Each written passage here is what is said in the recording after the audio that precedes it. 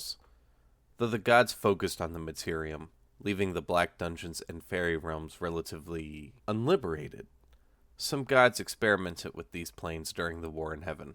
Kunirama found the gnomes in the fairy realms and brought them over to the materium, and he discovered that they were the fey reflections of dwarves. Many dwarves were brought over to the black dungeons to be their own shadow reflection. Thrunch, son of Harukwator and Capricorn, arch-nemesis of Kunirama, created the kobolds, imitating his parents' style in their creation, though kobolds are not mortals. Miligarn, son of Harukwator and his main bitch Rugthul, a former member of the Trasgo with his parents and brother Thrunch, and future Duke of Hell, created the race of goblins. Upset over the imperfection of the goblins, an imperfection partly arising from the fact they are not mortals, Miligarn went to the underworld of the fairy realms, connected, like all underworlds, to the underworld of Cristo.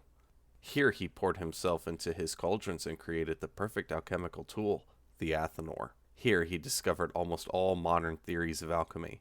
He created pain, torment, hate, and strange breeding programs for his children. This pit created a lasting scar on the land, and it created many goblinoid races, from horrid, bulbous, oozing creatures to the sophisticated race known as the Hobgoblin. The Hobgoblins were perfectly modeled to annoy both his father and his father's greatest enemy, the form of an elf, achieved through that of the orc. The orcs of the fairy realms are known as the Uruk. The fey reflection of humans are the Danon, and the halflings were reflected as the leprechauns. The shadow reflection of elves are the Noardar, and the fey reflection are the Eldar. Akna of the Carthagan pantheon raised a group of bears in the frost island of Thule to the status of humans, creating the bear-like Thulians. One of these Thulians was a hunter named Orion who would hunt with Artemis. Apollo, jealous of his twin's affection for Orion, saw Orion swimming. He said to Artemis, quote, "I wager that thou couldst not sink that spot over yonder." End quote. Artemis took a shot at it and killed it. She became very saddened and very enraged when she found out what she had done. For his part, Orion became a saint and took on the name Aglulik.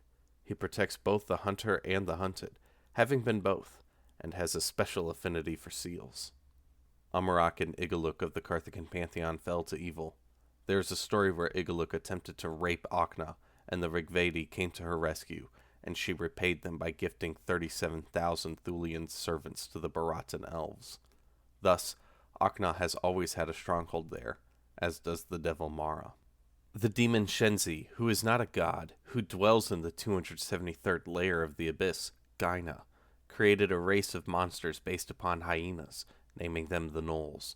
Of the Naverba, Perun, through the progenitive activity of the Nephilim Littlest, the guidance of the Mother Mokash, and the trials with Velesh, created the race of halflings.